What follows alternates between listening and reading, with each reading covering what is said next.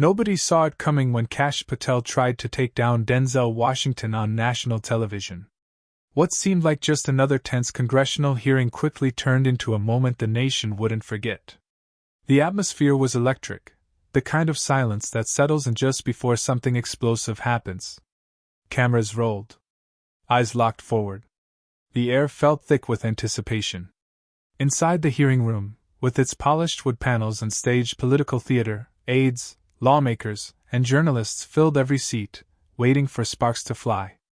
At the heart of the unfolding drama sat two very different men.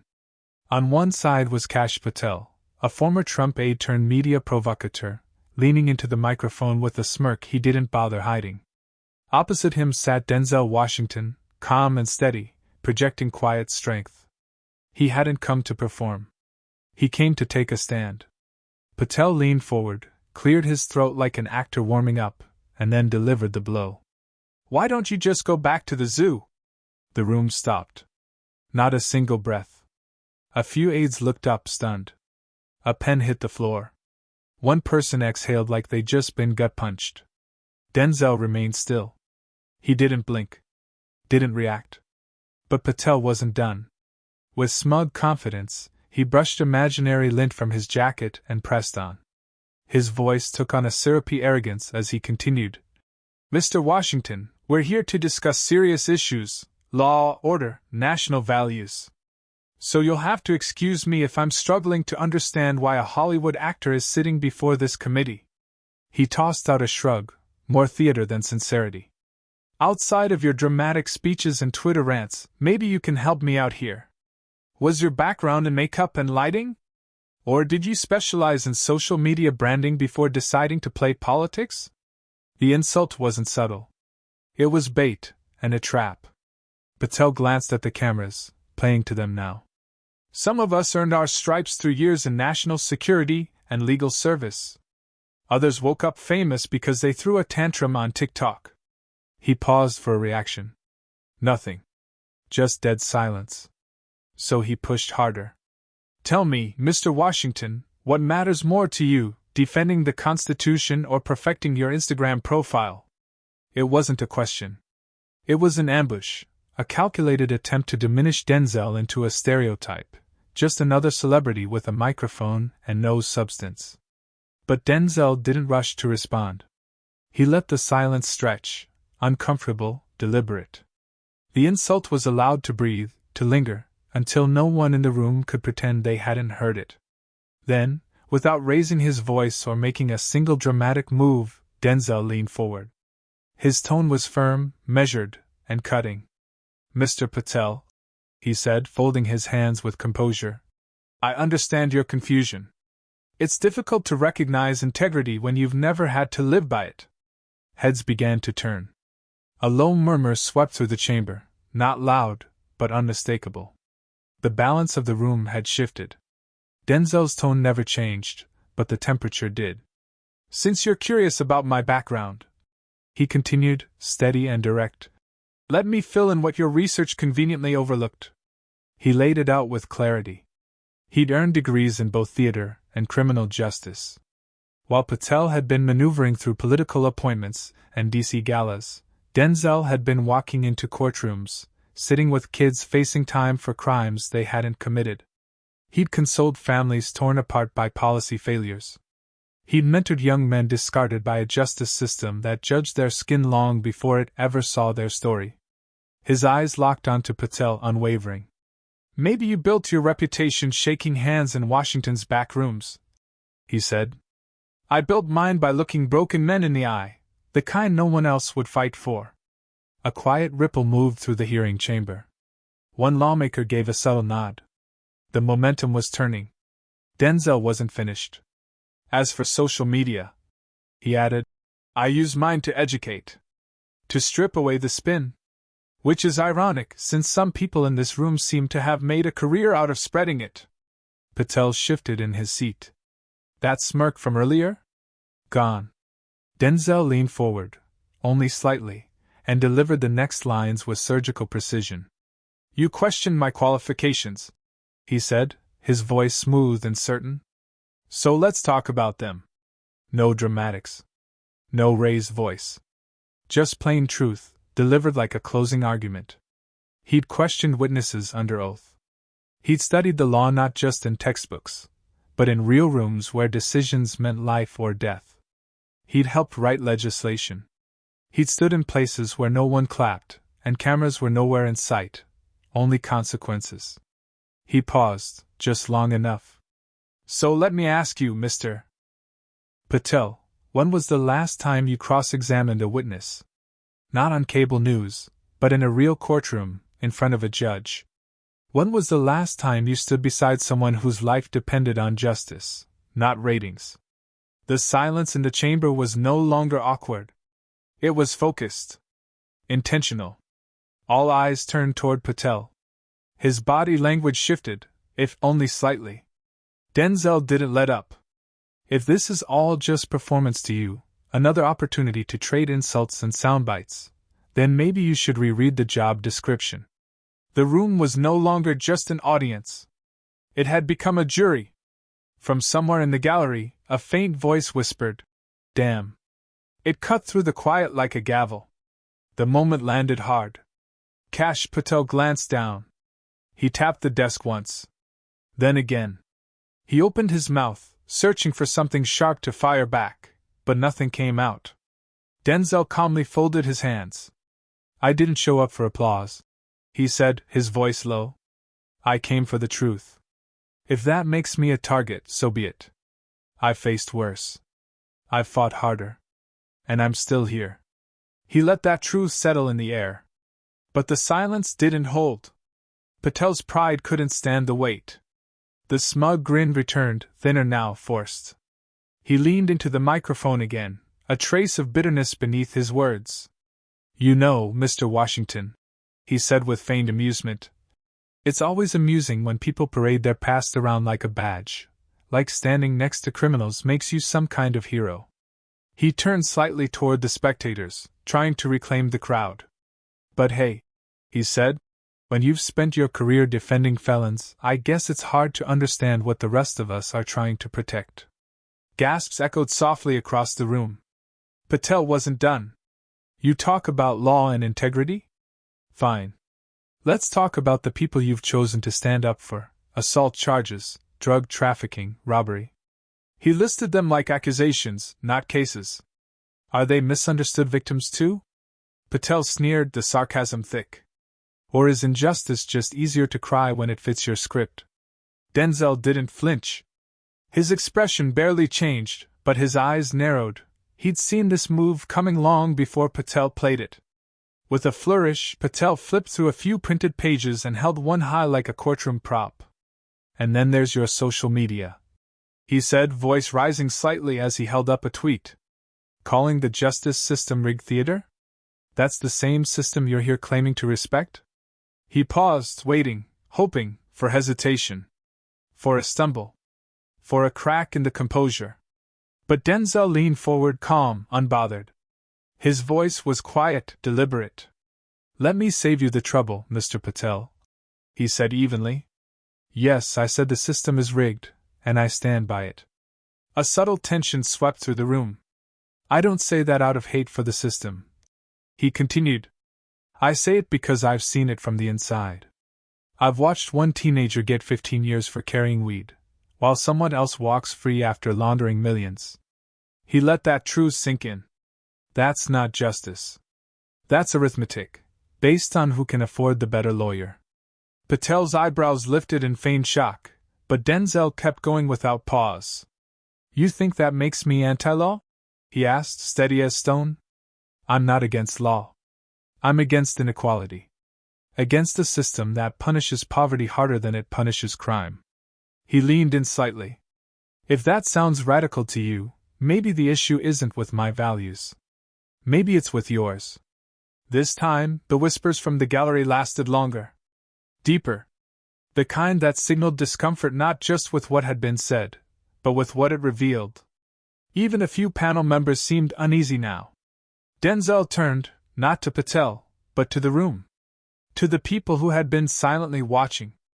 "As for those I've stood beside," he said, his voice lower but resolute, I didn't choose them for image or convenience. I stood with them because no one else would. I defended them because they were human beings. Because they had rights. Because I took an oath, one I didn't trade in for likes, headlines, or a book deal. That line cut sharp. And it was meant to. Across the room, Patel froze. The printed tweet in his hand crumpled slightly as his fingers tensed. His mouth opened to fire back, but nothing came out. The moment had shifted. And Denzel didn't wait. I don't run from my record, he said. I wear it. Every case. Every courtroom. Every person he had stood beside, that's what shaped him. That's what sharpened him. That's what made him a real threat to the systems that depended on silence. He turned his gaze back to Patel, calm but direct. So if your strategy is to shame people for doing the hard work of justice, maybe you're not here to protect democracy, he said. Maybe you're here to distract from it. This time the ripple in the room was audible. Nods replaced glances. Murmurs turned to murmured agreements. Aides scribbled notes, faster now. Something had changed. And Denzel? He didn't chase the moment. He folded his hands. His voice dropped, steady and measured, but every word hit its mark. I've been underestimated my whole life, Denzel said, voice steady. Because I'm a black man. Because I came from a working-class family. Because I speak plainly, even when the truth makes people uncomfortable. He looked around the room, unflinching. But what you failed to understand, he said, locking eyes with Patel, is that everything you've tried to weaponize against me, my background, my voice, my fight, is exactly what qualifies me to sit in this chair. The silence that followed wasn't awkward. It was electric. Like the room itself had stopped breathing. And then, in a desperate play to take back control, Patel made his move, a calculated gamble. He leaned forward, voice cool, laced with academic condescension. Well, Patel said with a thin smile, since you've cast yourself as a champion of justice and legal nuance, why don't you walk us through the implications of Marbury versus Madison in the context of modern executive overreach? He paused, letting the weight of the question hang. Or is that a little beyond your expertise? A few eyebrows lifted in the crowd. Classic academic ambush. Drop a dense, loaded question and hope for a stumble. Hope for silence. Hope the other man chokes under pressure. Patel crossed his arms, already savoring what he thought was a win. But Denzel didn't even blink. He leaned back, casual, calm, almost amused. And then came the slow, quiet smile. Not smug. Not theatrical. Just confident. You mean the 1803 decision, Denzel replied, where Chief Justice John Marshall established judicial review, giving the court the power to strike down laws and executive actions it deems unconstitutional? A flicker crossed Patel's face. Not a collapse. Just a crack. And the room saw it. But Denzel wasn't finished. Yes, it was a landmark case. But if you think it was only about power, you've missed the entire point. He leaned forward, voice quiet but commanding. It was about integrity. About balance. About responsibility. Marshall didn't invent authority. He earned it, through reason and restraint. That hit. The energy in the room shifted again. You brought it up to trap me, Denzel said. To turn this into a law school debate. But this isn't a classroom. This is real life. He gestured, subtly, to the room around them. And out here? Quoting case law doesn't protect people. Understanding it does. Applying it responsibly does. I'm not here to perform. I'm here to get it right. Silence. Real silence. Not from tension, but from respect. Patel's jaw clenched. His hands twitched slightly, reaching for another line, but there was nothing left that wouldn't feel small now. Denzel leaned in, just slightly. And let's be clear, Mr. Patel, he said, voice low, deliberate. When you throw Marbury versus Madison at me like a trivia question, hoping I'll slip, remember who you're talking to. I'm not a pundit. I'm not a podcast lawyer who never stepped into a courtroom. He paused, just long enough. I've lived this. I've studied this. I've practiced this. Denzel's tone was grounded, unshakable. I've stood in real courtrooms, argued real motions, fought real battles, for people whose names never made the headlines. He didn't raise his voice. He didn't need to. This isn't theory to me, he said. This is lived experience. The gasp that came wasn't performative. It was instinctive. A shared realization rippling through the crowd. Something real had just happened. Denzel continued, voice just a shade firmer now. And if you're going to test someone, he said, maybe don't pick the guy who's spent his life answering harder questions under heavier pressure than this. Across the table, Kash Patel shrank, not dramatically, but visibly. His shoulders lowered. His confidence deflated. His carefully arranged stack of papers sat untouched. And for the first time since the hearing began, he wasn't smiling. The audience? No longer passive. They were present. Engaged. Awake. And the balance of the room had shifted, for good. The murmurs grew. First a few nods. Then light applause. Scattered, unsure. But it rose, not loud, not theatrical. Just real. Earned. Not for the spectacle, but for the precision. Denzel hadn't just passed the test. He had turned the test around, rewritten it, and handed it back to the examiner. He let the moment breathe. His eyes moved slowly across the room, from the panel to the staffers, to the aides and even the live-stream text tucked in the corner. Every eye was on him now. Then, calmly, deliberately, he adjusted the microphone. By the way, Denzel said, if we're done with the pop quizzes, maybe we can talk about actual policy. A ripple of laughter broke out. Not awkward. Not polite. Relieved. Cathartic. But Denzel wasn't done. Just as the room began to settle, he leaned forward again, eyes locking on Patel. I think the American people deserve one more truth. And once again, the air shifted. Not a mic drop. A reckoning.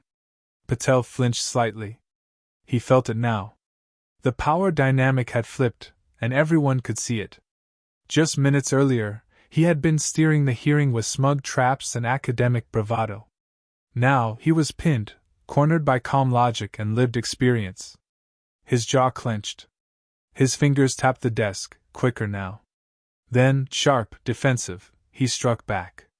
I don't think we're here for a lecture on legal history, Patel said, his voice rising. This is about current events. Real-world issues. And frankly, Mr. Washington, this isn't a courtroom. You're not trying a case. You're performing. A nervous chuckle surfaced somewhere in the back row. It landed flat. Then silence. Not just quiet. Dense. No one laughed. No one moved. Denzel? He didn't flinch. No smirk. No eye roll. No rebuttal. Instead, he turned slowly, not just toward Patel, but toward the entire room. You see what just happened? He said evenly. When facts failed, he changed the subject. When the question backfired, he tried to rewrite the rules. He turned back toward Patel, gaze steady. And now, after setting the tone himself, he wants to pretend those terms don't matter? I didn't come here to perform, Denzel said. I came because this responsibility matters.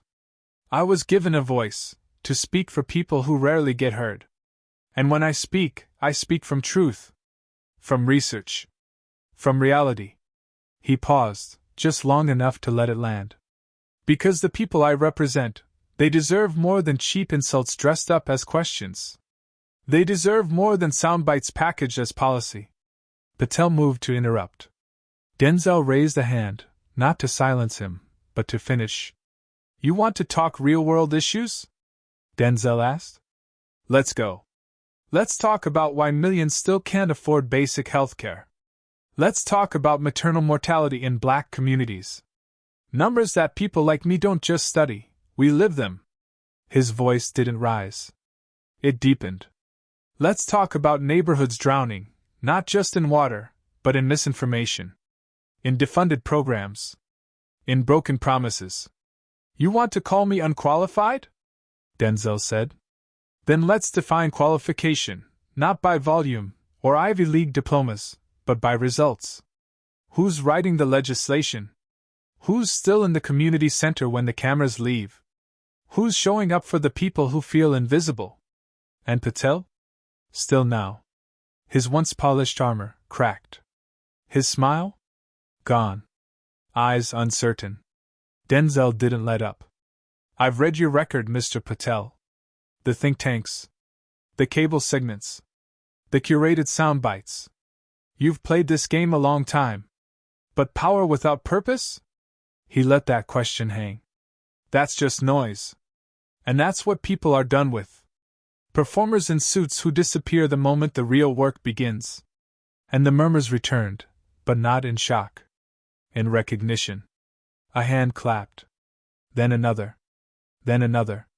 And Patel looked around, realizing, too late, he had lost the room. In a final attempt, he tried again. This isn't about you, Mr. Washington. Denzel looked at him, calm, unmoved. Then back at the crowd. And without raising his voice, he said, It never was. The silence that followed wasn't hesitation. It was agreement.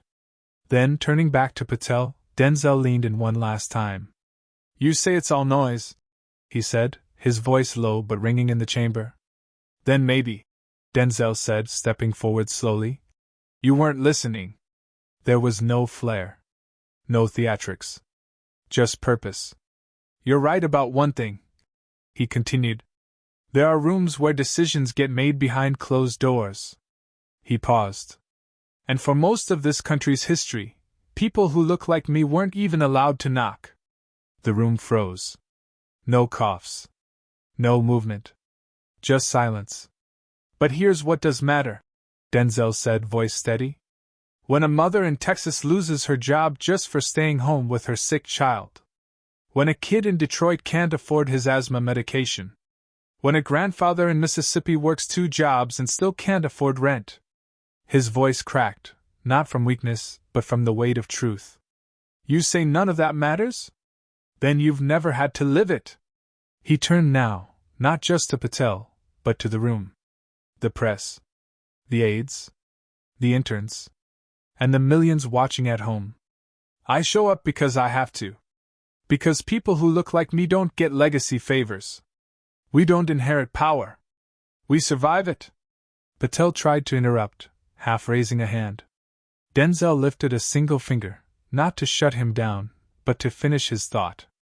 And here's the truth you can't spin, he said, voice sharpened by clarity. Every insult, every deflection, every attempt to twist my words or erase my presence? You didn't expose me.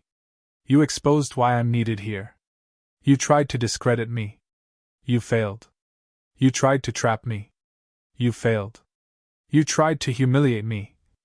He took one final step forward, now just feet from Patel. And here I stand. Then came the line no one expected. You told me to go back to the zoo. A ripple moved through the room. So let me remind you of something, Denzel said quietly. We don't cage lions because they're weak. We cage them because they scare people who forgot. The wild still has rules. And that broke the silence. The chamber erupted, gasps, applause, a full standing ovation. Not for the performance. For the truth, finally spoken. Loud, unshaken, undeniable. Patel sat frozen. Smirk gone. Eyes down. No words. No comeback. And Denzel? He simply turned and walked back to his seat, his stride steady, the roar of the room behind him. The moderator attempted to restore order. No one cared. Because the moment had already passed. And with it, Patel's credibility. This wasn't just a loss. It was collapse. As the energy settled and the camera zoomed in, Denzel sat quietly. Composed. Still standing tall. He looked around the chamber one last time, not with pride. With resolve. They say truth doesn't shout, he said softly. It stands. And today, we stood. There was no speech left to give. But somehow he still spoke. This time, not to the panel. Not to Patel. But to everyone watching. We don't fight these battles because they're easy. We fight them because we must. Because every time someone in power says your voice doesn't matter, you speak anyway. I'm not perfect. I don't have every answer. But I show up. I read. I listen. I speak. For the people told to sit down. For the ones the system forgot. He turned toward the gallery, toward the interns, the aides, the young faces just now learning how power behaves. In the end, intelligence, merit, and truth always rise above arrogance and manipulation. Always. The room stood once more, not for show, but for recognition. Something had shifted. And everyone knew it. Now, as the headlines spin, the clips circulate, and the noise begins again. Only one question remains. Was justice served? If you believe in standing for truth, even when it's hard, even when you're underestimated, then this moment is yours too. And if you've ever felt unheard, unseen, or dismissed, remember this. One voice, spoken clearly, can silence 100 lies.